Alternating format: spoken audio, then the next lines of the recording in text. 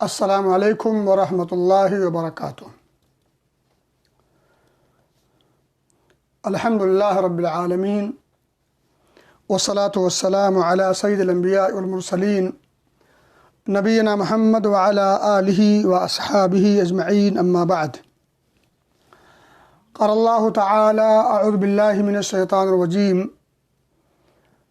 یا ایہا الذین آمنوا اطیعوا اللہ واطیعوا الرسول واولی الامر منکم فإن تنازعتم فی شیء فردوه الی اللہ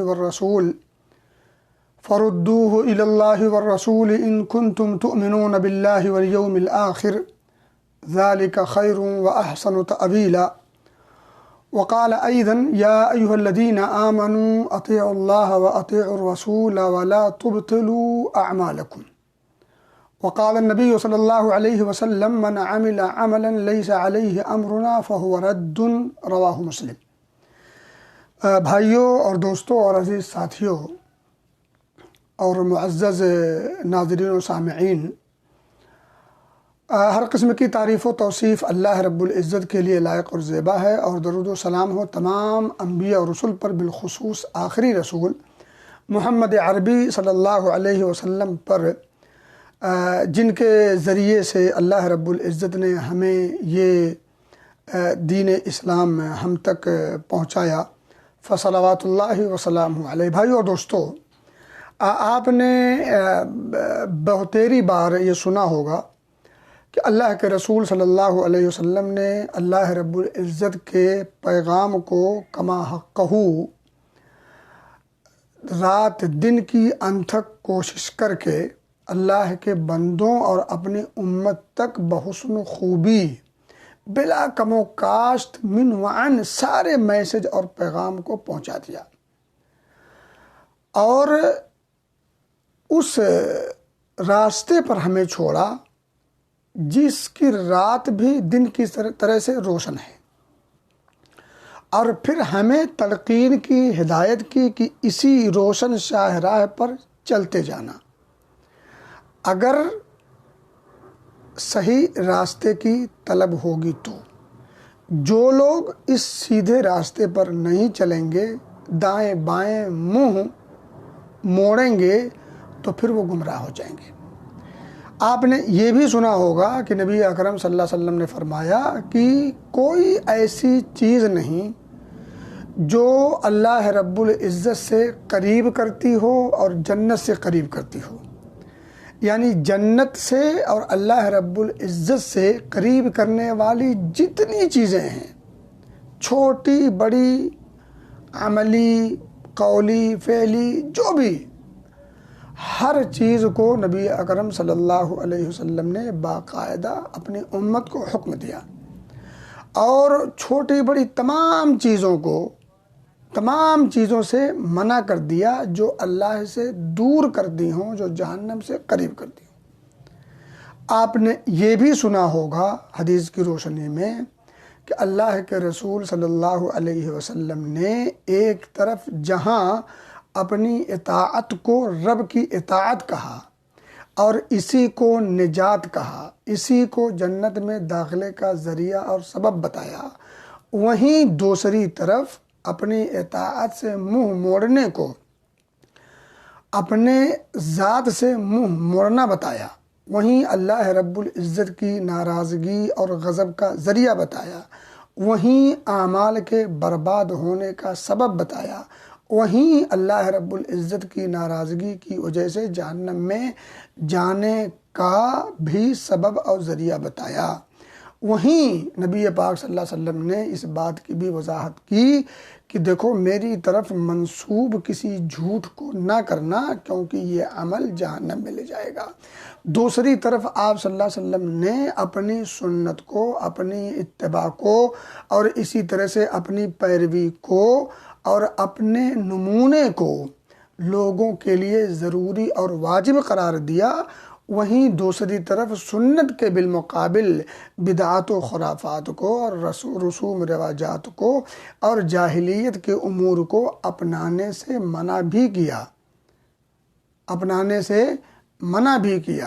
تو ان تمام چیزوں کو جب ہم بغور پڑھتے ہیں تو نتیجہ یہ نکلتا ہے کہ ایک انسان اللہ رب العزت کا صحیح معنوں میں بندہ اور صحیح معنوں میں بندگی اسی وقت ہو سکتی ہے جب انسان مکمل طور پر اللہ کے رسول صلی اللہ علیہ وسلم کی اتباع اور پیروی کا رسیہ اور خوگر بن جائے۔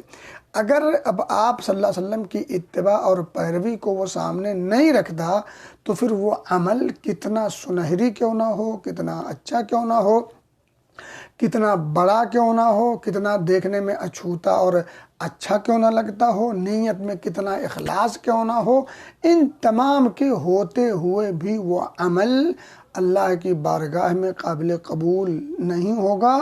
قابل قبول تو درکنار، بلکہ وہ انسان کے جہنم میں جانے کا ذریعہ اور سبب بنے گا۔ اللہ کے رسول صلی اللہ علیہ وسلم کی سنت کی اہمیت کا اندازہ بھی اس سے ہوتا ہے کہ آپ صلی اللہ علیہ وسلم کی سنت کو اپنانے سے جنت ملتی ہے، آپ صلی اللہ علیہ وسلم کی سنت سے منہ موڑنے سے جہنم کی دھمکی ملتی ہے۔ اللہ نے کیا واضح انداز میں فرمایا ہے سورہ نور کی آیت میں ایک دم بالکل آخر میں، فَلْيَحْذَرِ الَّذِينَ يُخَالِفُونَ عَنْ أَمْرِهِ أَن تُصِيبَهُمْ فِتْنَةٌ او یصیبہم عذاب علیم۔ لوگوں کو اللہ کے رسول صلی اللہ علیہ وسلم کی مخالفت سے ڈرنا چاہیے۔ ڈرنا کس بات سے چاہیے کہ کہیں وہ فتنے میں نہ پڑ جائیں یا کہیں وہ دردناک عذاب سے دوچار نہ ہو جائیں۔ تو میرے بھائیو اور دوستو، کہنے کی بات یہ ہے کہ اللہ کے رسول صلی اللہ علیہ وسلم کی اتباع اور پیروی کے بغیر ایک انسان صحیح معنوں میں نہ وہ مسلمان کہلانے کا حقدار ہے اور نہ ہی وہ جنت کے راستے کو پہنچ سکتا ہے۔ اب آئیے میں تھوڑا سا گھماتا ہوں بات کو، جو مجھے گفتگو کرنی ہے اس کی طرف لے جانے کی کوشش کرتا ہوں۔ میں نے آیت کریمہ پڑھی ہے، یا ایھا الذین آمنوا اطیعوا اللہ واطیعوا الرسول واولی الامر منکم۔ آپ نے بار بار سنا ہوگا، پھر سنیں۔ اے مومنو، اللہ نے کتنے پیارے انداز میں پیارے لوگوں کو مخاطب کیا، یا ایھا الذین آمنوا۔ آپ سوچیں پوری دنیا میں کتنی سوچ رکھنے والے، کتنے ادیان و مذاہب کے ماننے والے ہیں، ان سب سے کاٹ کر کے صرف ایک خاص صفت سے متصف لوگوں کو مخاطب کیا ہے، اور اس سے پیار اور محبت جھلکتی ہے، کیونکہ اللہ رب العزت نے ان تمام کو چھوڑ کر صرف اپنے خاص بندوں کو مخاطب کیا، یا ایھا الذین آمنو، اے میرے پیارے مومنوں، اے مومن بندو، اے اللہ کے خاص بندو۔ آپ جو بھی ترجمہ کر لیں کم ہے، لفظی یہی ہوا کہ اے ایمان لانے والو۔ اب اللہ رب العزت نے خطاب کیا، متوجہ کیا، کہا ذرا توجہ دو، اٹینشن، اور اس کے بعد کیا کہا، اطیعوا اللہ واطیعوا الرسول۔ اللہ کی اطاعت اور رسول کی اطاعت، اللہ کی اطاعت اور رسول کی اطاعت، ان دو اطاعت کو مستقل اطاعت کہا۔ اللہ کی اطاعت کرنا اللہ کی اطاعت ہے، رسول کی اطاعت کرنا بھی اللہ کی اطاعت ہے۔ یعنی جس طرح سے ایک انسان اللہ کے حکم کو مانتا ہے، اسی طرح سے اگر ایک انسان رسول اللہ صلی اللہ علیہ وسلم کے حکم کو مانے تو یہ بھی دراصل اللہ کے حکم کو ماننا ہے۔ کیوں؟ کیونکہ اللہ رب العزت کی اطاعت ہی کا حکم رسول اکرم صلی اللہ علیہ وسلم دیتے ہیں، من یطع الرسول فقد اطاع اللہ۔ جس شخص نے رسول کی اطاعت کی، در حقیقت اس نے اللہ کی اطاعت کی۔ تو بہرحال کہنے کی بات یہ ہے کہ دو اطاعت تو مستقل ہے، دو کے بعد تیسری کوئی اطاعت نہیں۔ دو ذات کو چھوڑ کر کسی تیسری ذات کی اطاعت کی گنجائش امت محمدیہ میں سے کسی کی نہیں ہے۔ یہ نوٹ کر لیجئے، یہ گرہ میں باندھ لیجئے۔ اطاعت صرف دو شخصیت، اللہ، رسول اللہ، ان دو کے علاوہ تیسری کسی کی گنجائش نہیں کہ آپ اس کی اطاعت کریں۔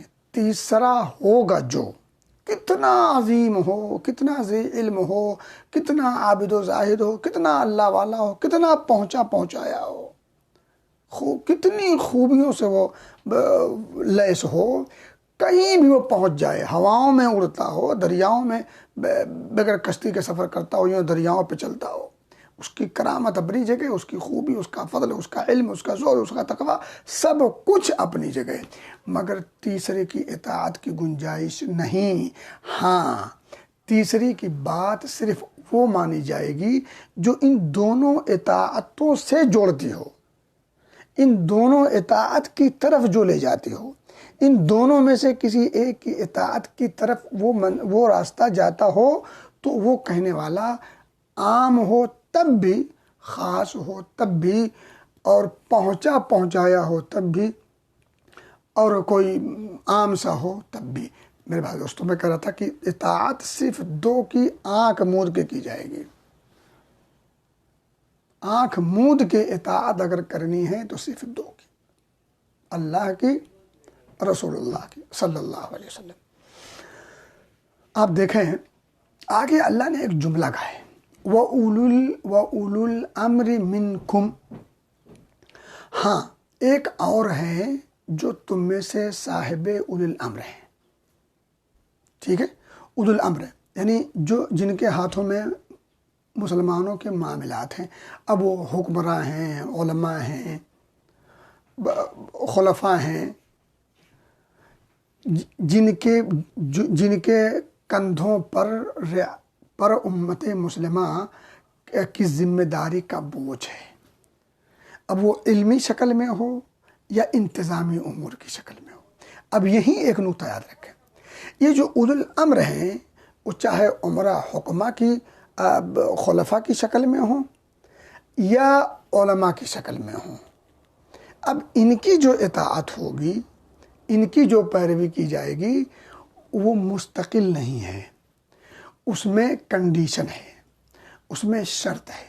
شرط یہ ہے کہ ان کے جو حکم ہوں گے، ان کی جو باتیں ہوں گی، ان کے جو آراء ہوں گے، ان کی جو مشورے ہوں گے، ان کے جو احکام ہوں گے، ان کی طرف سے جو چیزیں آئیں گی، ان کو پرکھا جائے گا۔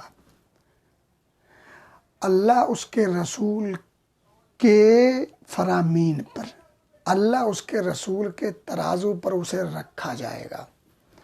اللہ اس کے رسول کی بات کو ترازو میں نہیں رکھا جائے گا، لیکن اولو الامر کی بات کو ترازو میں رکھا جائے گا۔ کتاب و سنت کے ترازو پر اسے رکھیں گے، اور اگر اس ترازو پر وہ پھٹ آ جائے سر آنکھوں پر، اور اگر اس ترازو پر پھٹ نہیں آتا، کوئی کتنا بڑا ہو، اس کا بڑکپن سر آنکھوں پر، لیکن اس کی وہ بات کتاب و سنت کے ترازو پر پھٹ نہ آنے کی وجہ سے، اس وجہ سے نہیں کہ اس ذات سے کوئی عداوت ہے، دشمنی ہے، نعوذ باللہ، ایسا نہیں۔ ہم تو عام انسانوں کی بھی عزت کرتے ہیں، احترام کرتے ہیں، اور بڑے بڑے علماء، مشائخ اور اولیاء اور صلحاء، اور ان کو ہم کیسے ان کی ہم عزت و تکریم کیسے نہیں کریں گے، اور ان کی جو علمی خدمات کو ہم کیسے رد کر دیں گے، یہ تصور ہم نہیں کر سکتے۔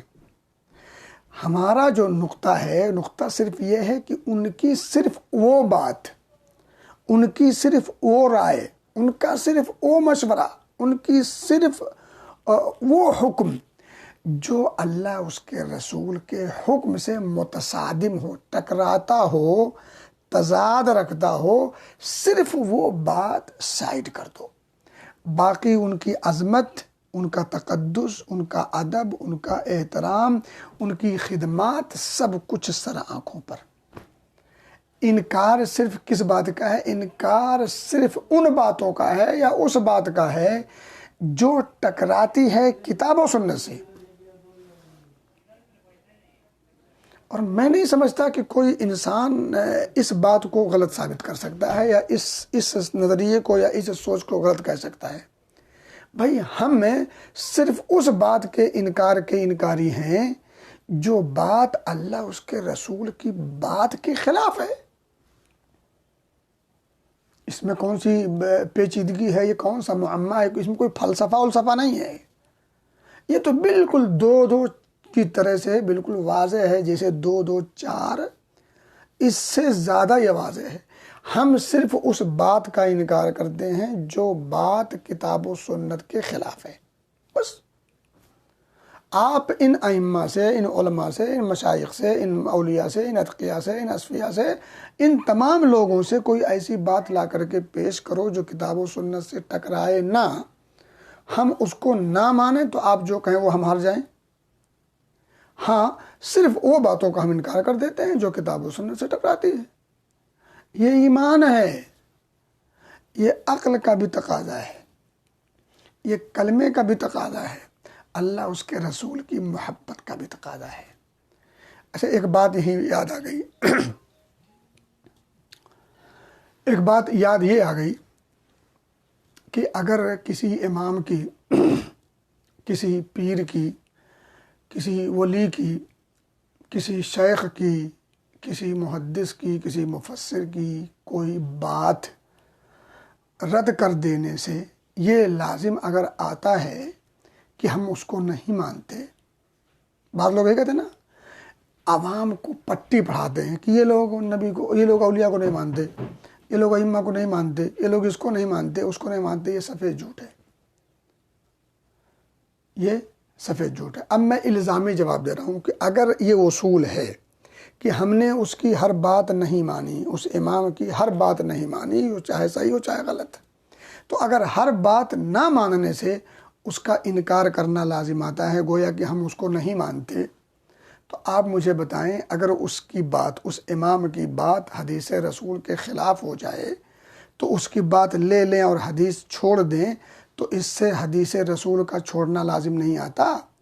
اور جو شخص حدیث رسول چھوڑ دے، کیا اس کا رسول کا چھوڑنا لازم نہیں آتا؟ اگر ہم امام کی بات اس لیے نہیں لیتے کہ وہ بات حدیث کے خلاف ہے تو ہم امام کے منکر ہیں، ہم امام سے نفرت کرتے ہیں، ہم امام کی توہین کرتے ہیں، نعوذ باللہ ہم امام کے گستاخ ہیں، تو پھر ایسے لوگ اللہ کے بھی گستاخ ہیں، نبی کے بھی گستاخ ہیں، اللہ کے بھی منکر ہیں، رسول کے بھی منکر ہیں، کتاب اللہ کے بھی منکر ہیں، حدیث رسول اللہ کے بھی منکر ہیں۔ کیوں؟ کیونکہ انہوں نے حدیث رسول کو سائیڈ اس لیے کیا کیونکہ امام کی بات کو مان لیا۔ امام کی بات مان کر کے حدیث کو چھوڑ دینا، یہ اس سے بڑا جرم ہے جو ہم کرتے ہیں۔ ہم تو صرف وہ بات چھوڑتے ہیں جو کتاب و سنت سے ٹکراتی ہے، واضح دلائل کے خلاف ہے۔ تو واضح دلائل کے خلاف ہونے کی وجہ سے اور سامنے حدیث ہونے کی وجہ سے ہم حدیث کو لے لیتے ہیں اور اس بات کو چھوڑ دیتے ہیں۔ اور یہاں تو معاملہ یہ ہے کہ وہ حدیث رسول واضح ہوتی ہے پھر بھی حدیث رسول کو نہیں مانتے، کیونکہ کہتے ہیں ہم فلانے ہیں، ہم ٹھکانے ہیں، ہم مقلد ہیں، ہم ان کے ایسے ہیں، ہم ویسے ہیں، پتہ نہیں کیا کیا ہے۔ تو اگر ہم امام کی ہر بات نہ ماننے کی وجہ سے امام کے گستاخ ہیں، امام کے منکر ہیں، تو آپ رسول کے گستاخ ہو، رسول کے منکر ہو، حدیث کے منکر ہو، حدیث کی اہانت اور رسول کی اہانت کا الزام نہیں بلکہ جرم ثابت ہوتا ہے آپ کے کندھے پر۔ تو ایک تو یہ ضمنی بات تھی۔ میں کہہ رہا تھا کہ اللہ نے کیا فرمایا، اطیعوا اللہ واطیعوا الرسول واولو الامر منکم، ٹھیک ہے۔ اب دیکھیں یہاں جو اولی الامر ہے، اولی الامر منکم میں آپ دیکھیں یہاں جو اطاعت کا جو حکم ہے وہ مشروط ہے، یعنی اس کی اطاعت اس وقت کی جائے گی جب اس کی اطاعت کتاب و سنت کے مطابق ہو، خلاف نہ ہو۔ حدیث رسول ہے، لا طاعت لمخلوق فی معصیت الخالق، خالق کی معصیت میں، یعنی اللہ کی معصیت میں کسی مخلوق کی اطاعت نہیں کی جائے گی۔ یعنی کوئی مخلوق اگر کوئی بات جان کر یا انجانے میں ایسی کہے یا ایسا حکم دے جو اللہ رب العزت کے حکم کے خلاف ہو تو اس کی وہ اطاعت نہیں کی جائے گی۔ ایک حدیث میں آتا ہے، انما الطاعت فی المعروف، اطاعت یعنی غیر اللہ کی، یعنی اللہ کے علاوہ کی مخلوق کی اطاعت صرف بھلائی کے کاموں میں ہوتی ہے۔ اور بھلائی سے مراد یہاں ظاہر سی بات وہی ہوگی جو اللہ اس کے رسول کی تعلیمات کے عین مطابق ہو، تعلیمات کے عین مطابق ہو۔ یہ جو میں نے لمبا چوڑا تمہید ہے آپ کے سامنے رکھا ہے، یہ تمہید ہی اصل ہے. تمہید اگر سمجھ میں آ جائے تو باقی باتیں سمجھنے میں بہت آسان ہوتی ہیں. اب میں آتا ہوں سرسری طور پر رجب کے کنڈے. تو رجب کے کنڈے کے تعلق سے زیادہ کچھ میں نہ کہہ کر کے ایک دو باتیں آپ کے سامنے رکھ دوں تاکہ آپ کو اندازہ ہو جائے کہ یہ عمل درست ہے یا نہیں درست ہے، اور اس سلسلے میں ہمیں کیا کچھ کرنا بھی چاہیے یا نہیں کرنا چاہیے. تو خلاصہ کلام یہ ہے کہ رجب کا کوڑا سراسر بدعت ہے. اور دوسری بات یہ ہے کہ رجب کا کوڑا جو بھرتے ہیں، جس وجہ سے بھرتے ہیں، جس سوچ سے بھرتے ہیں، جس نظریے اور فکر کے ساتھ بھرتے ہیں اور اس کو کرتے ہیں، اس نظریے کو اگر سامنے رکھا جائے تو پھر یہ شرک اکبر بھی ہے. شرک اکبر بھی ہے. تو نظریے کے حساب سے شرک اکبر ہے اور عمل کے حساب سے بدعت ہے. اب آپ بتائیں جو عمل بدعت کے ساتھ ساتھ شرک بھی ہو، اس عمل کے کرنے کا جواز یا اس عمل کے کرنے پر ثواب، اس عمل کے کرنے پر اللہ کی رضا اور پھر اس پر جنت، یہ کیسے ممکن ہے؟ یہ کیسے ممکن ہے؟ اب ذرا میں آپ کو تھوڑا سا سمجھانے کی کوشش کروں کہ اس میں ایک چیز اور جانتے چلے تو آپ کو اندازہ ہوگا. 22 رجب کو امیر معاویہ رضی اللہ تعالیٰ عنہ کاتب وحی، نبی اکرم صلی اللہ علیہ وسلم کے برادر نسبتی، آپ کو پتہ ہے نا ام حبیبہ رضی اللہ تعالیٰ عنہ، یہ امیر معاویہ رضی اللہ تعالیٰ عنہ کی بہن تھیں. یہ سفیان رضی اللہ تعالیٰ عنہ کی بیٹی تھیں. نبی اکرم صلی اللہ علیہ وسلم کی زوج محترمہ ہماری ماں تھیں. ان کے یہ بھائی امیر معاویہ ہیں. امیر معاویہ رضی اللہ تعالیٰ عنہ سے کچھ لوگوں کو جلن ہوتی ہے، کچھ لوگوں کو مرچی لگتی ہے، کچھ لوگ بیچارے ان کو قبض کی شکایت ہو جاتی ہے، پیٹ میں مروڑ پیدا ہو جاتا ہے. تو اب اس مروڑ کا ان کے پاس علاج نہیں ہوتا، تو کچھ یوں ہی وقتی طور پر اپنے دل کی جھوٹی تسکین کے لیے کچھ نہ کچھ ایسی بیجا حرکتیں کرتے ہیں، کچھ نہ کچھ ایسی عجیب الٹی پلٹی حرکتیں کرتے ہیں جس سے وہ یہ سمجھتے ہیں کہ چلو کچھ دیر کے لیے اپنے آپ کو سکون حاصل کر لیتے ہیں. لیکن یہ الٹا انہی کے چہرے پر گند پوتنے کے مترادف ہو جاتا ہے. وہ ایک الگ مسئلہ وہ نہیں جانا چاہتا. امیر معاویہ رضی اللہ تعالیٰ عنہ کی وفات 22 رجب سن 60 ہجری کو ہوئی. 22 رجب سن 60 ہجری کو امیر معاویہ رضی اللہ تعالیٰ عنہ کی وفات ہوتی ہے. اب جن لوگوں کو امیر معاویہ رضی اللہ تعالیٰ عنہ سے نفرت ہے، چڑ ہے، چبھن ہوتی جن لوگوں کو، تو ظاہر سی بات ہے جب ان کے حساب سے تو وہ ان کے دشمن ہوئے، اور دشمن کی موت پر لوگ خوش ہوتے ہیں. دشمن کی موت پر لوگ خوش ہوتے ہیں. اب جب امیر معاویہ رضی اللہ تعالیٰ عنہ کی 22 رجب کو جب وفات ہوئی تو ان کو خوشی کا موقع میسر ہوا. ان بدطینتوں کو اللہ کی لعنت ہو ایسے لوگوں پر، اور اللہ کی لعنت ہو ہر اس شخص پر جو کسی بھی صحابی کے تئیں دل میں بغض اور عناد رکھتا ہو، وہ جس بھی شکل میں ہو، جس لباس میں ہو، جس انداز سے اس دھرتی پر جی رہا ہو، اور جس کلمہ اور جس انداز میں اپنے آپ کا نام لے رہا ہو، جو بھی نسبت جوڑ رہا ہو. نسبتوں کو مارو گولی، کوئی نسبت کام نہیں آتی. اللہ رب العزت کی بارگاہ میں نسبتیں نہیں کام آتی. من ابطأ به عمله لم يسرع به نسبه. اگر نسبتیں کام کرتی تو ابو طالب اور ابو لہب اور ابراہیم کے ابو آزر، حضرت لوط کی بیوی، یہ لوگ کہاں ہوتے؟ یہ لوگ جنت کے اعلیٰ مقام پر ہوتے. اللہ رب العزت ان سے راضی اور خوش ہوتا. اگر نسبتوں کی بنیاد پر رضائے الہی ملتی، نسبتوں کی بنیاد پر اگر جنت ملتی، نسبتوں کی بنیاد پر آخرت میں کامیابی ملتی تو پھر یہ جن کا میں نے نام لیا ہے یہ لوگ جنت کے اعلیٰ درجوں میں ہوتے، لیکن نتیجہ کیا ہے؟ یہ سب کے سب جہنم کے گڑھے میں ان کا سواگت ہوگا۔ میرے بھائیو دوستو، تو میں یہ کہہ رہا تھا کہ امیر معاویہ رضی اللہ تعالیٰ عنہ سے جن کو چڑ ہے اور ان کی وفات پر خوشی منانے کا انہیں موقع ہاتھ تو لگا، لیکن اب خوشی منائیں تو دنیا تھوکے گی۔ تو ظاہری طور پر اگر خوشی منائیں تو دنیا تھوکے گی، تو اس ڈر سے انہوں نے خوشی تو منانا تھا، لیکن اس پر ایک لیبل لگایا۔ دوسرا لیبل کیا لگایا؟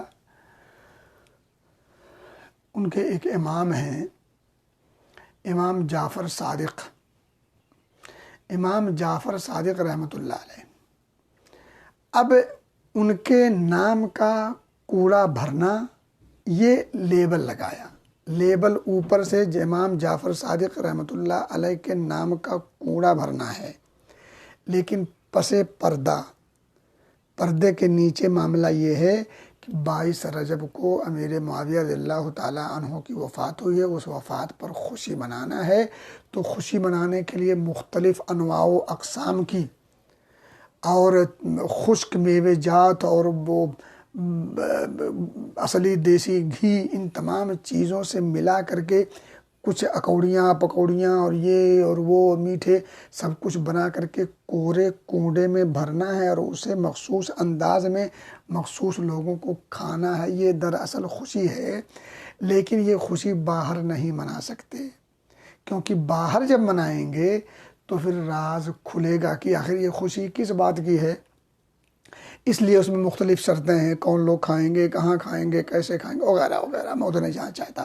تو کہنے کی بات یہ ہے کہ امیر معاویہ رضی اللہ تعالیٰ عنہ کی وفات 22 رجب سن 60 ہجری میں ہوئی ہے دمشق میں۔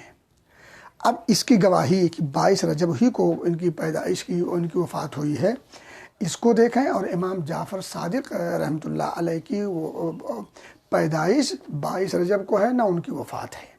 اور یہ آتے ہیں انہی کی، ہم کتابوں سے دیکھتے ہیں جنہوں نے یہ بدعتیں گھڑی ہیں، یعنی شیعوں کی۔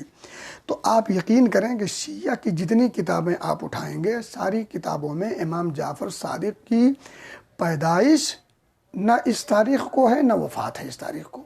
تو جب امام جعفر صادق رحمۃ اللہ علیہ کی نہ تو پیدائش ہے اس تاریخ کو، نہ وفات ہے اس تاریخ کو، تو آخر کس بنیاد پر اس تاریخ کو ان کے نام کا نظر مانتے ہوئے یا ان کی نیاز چڑھاتے ہوئے یہ کوڑے بھرے جائیں گے؟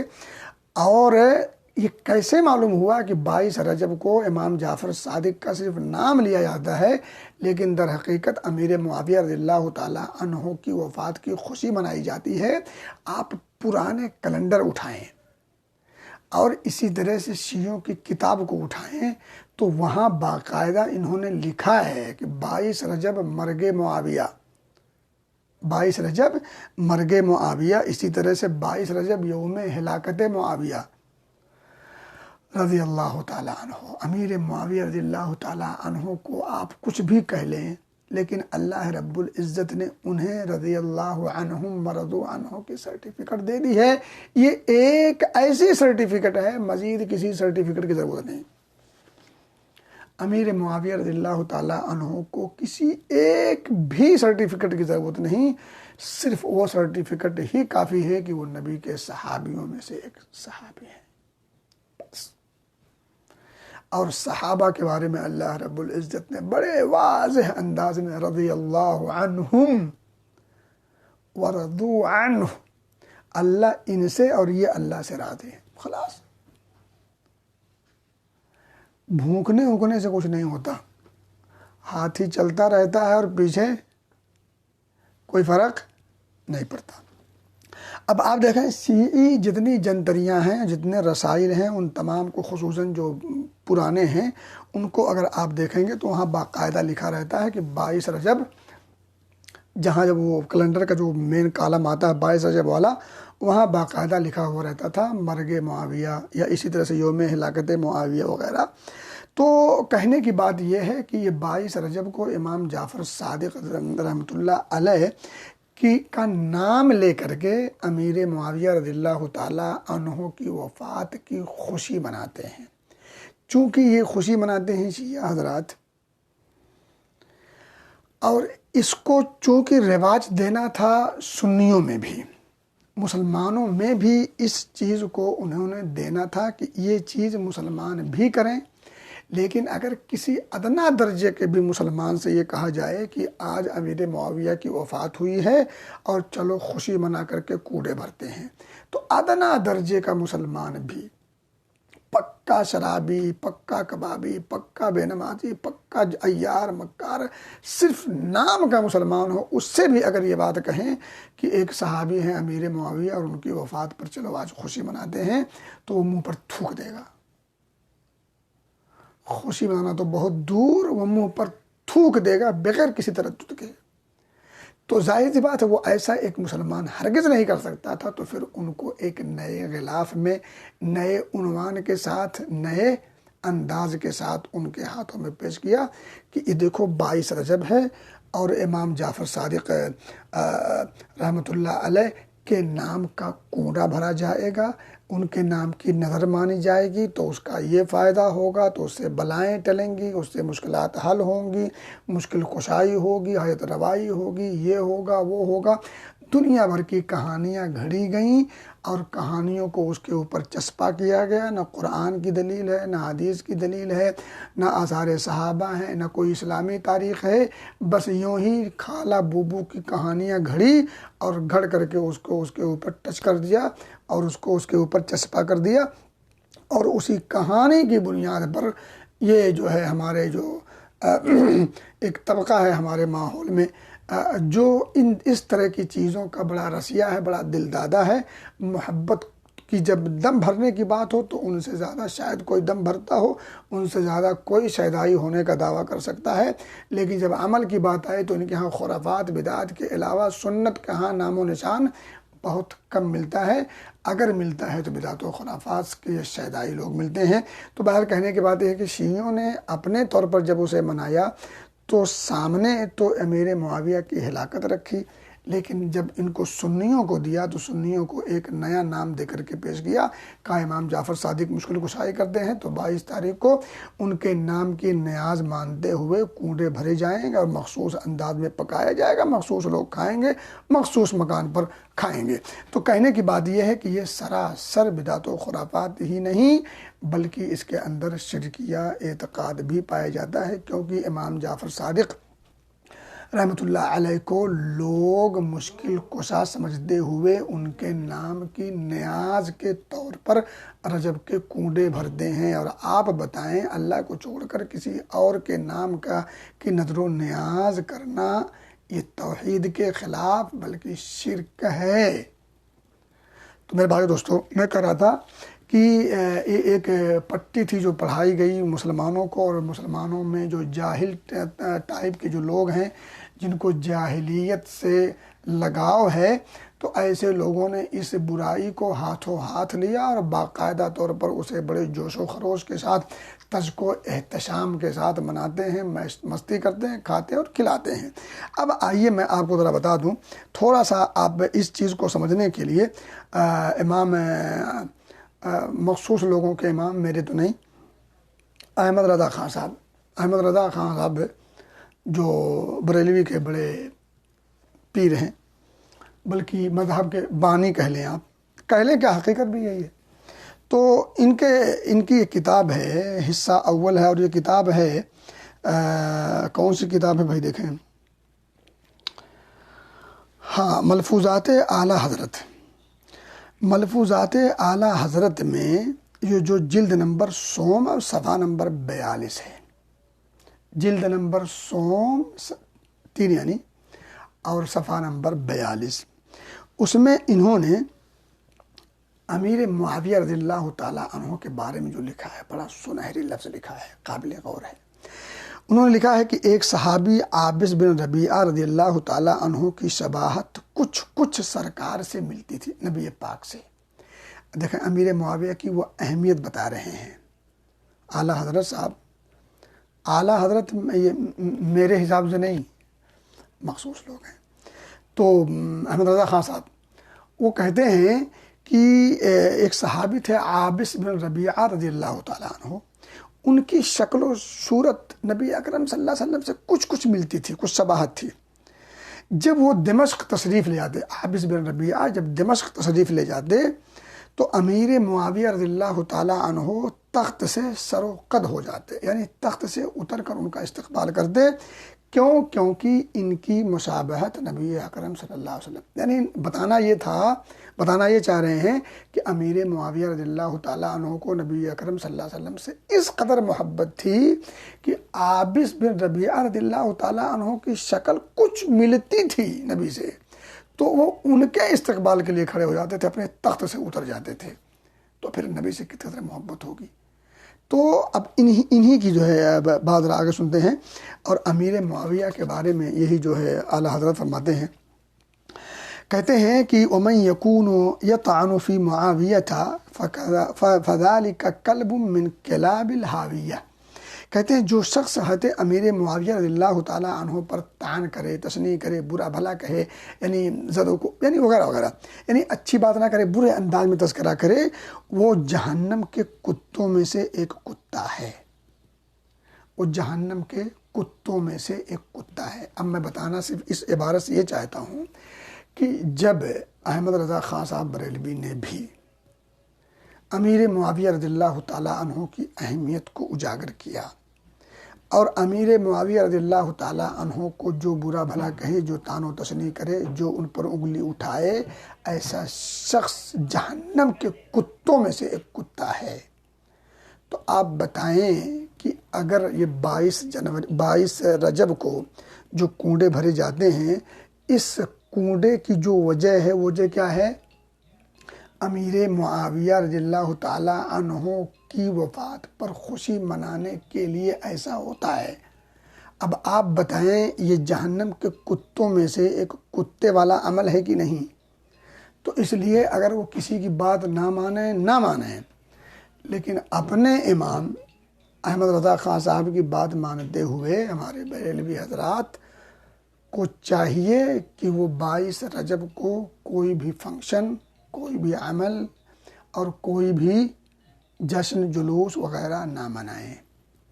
اگر واقعتاً ان کو کچھ مطلب ہے، کچھ سروکار ہے اپنے امام احمد رضا خان صاحب سے۔ دوسری بات میرے بھائی دوستو، آپ دیکھیں